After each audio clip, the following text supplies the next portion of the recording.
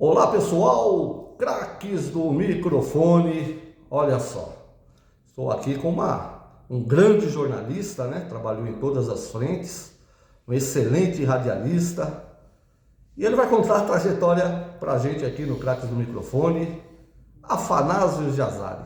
Tudo bem, Afanásio? Tudo bem, Espina, é um prazer ter você aqui ao meu lado e quero agradecer a distinção, a escolha.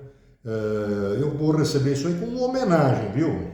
Porque o rádio está agora com 102 anos aqui no país, né? No Brasil, e eu tenho muito orgulho de ser o campeão de audiência nesse praticamente primeiro centenário do rádio no Brasil. Em agosto de 83, pela Rádio Globo de São Paulo, o meu programa marcou o recorde nacional de audiência. Segundo o então Ibope, o meu programa Patrulha da Cidade, pela Rádio Globo de São Paulo, era sintonizado só na capital e Grande São Paulo por mais de 1.041.000 ouvintes. Essa marca, ela jamais será superada. E por quê? Primeiro que as emissoras AM, elas praticamente já acabaram, né? E depois, com a introdução das FMs, muitas rádios piratas, né? Depois também a televisão começou com a sua programação matutina e tudo isso roubou a audiência do rádio, né? Então, eu tenho esse recorde que eu guardo com muito carinho, com muito orgulho, né? E divido isso com as minhas equipes, né? Equipes de jornalismo, equipes técnicas que me acompanharam durante esse tempo todo.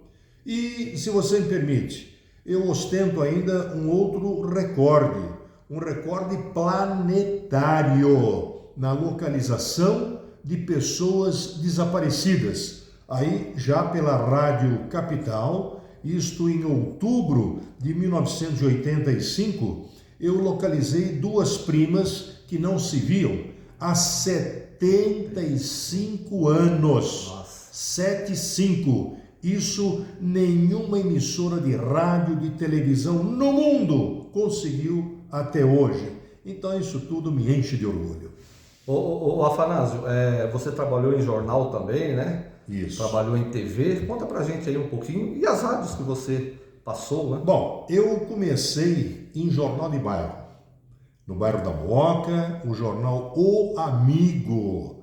Eu comecei fazendo uma resenha de um time de futebol que existia e a sede era na minha casa, o Santos Futebol Clube da Mooca, que foi fundado no dia 2 de julho de 1961.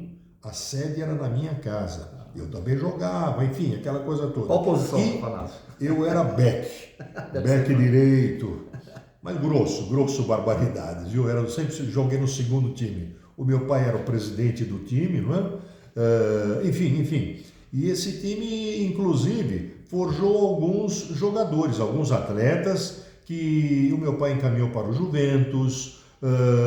Um que mais se destacou, o Osmar Rodrigues, ele foi para o São Paulo. Eu não sei se você se lembra, ele até fraturou a perna num jogo com um time do interior, eu não lembro do time. Ele era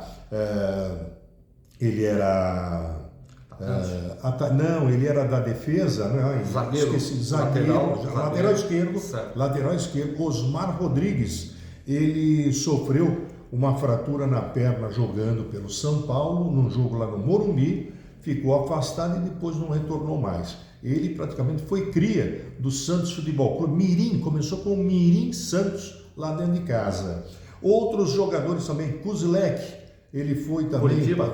Ele foi ele foi para o exterior, né?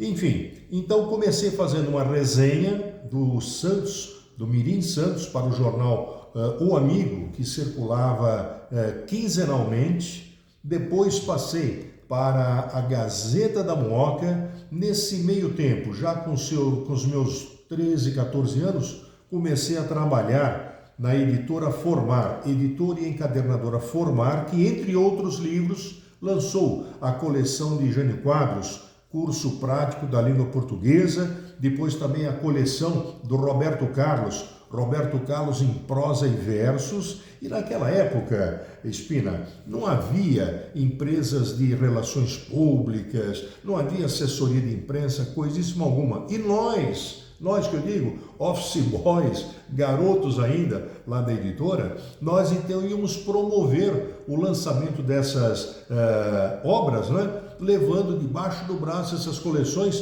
para as redações de jornais, rádios, TVs, né? Para que eles então lessem e publicassem alguma coisa. Então o meu início foi dessa forma.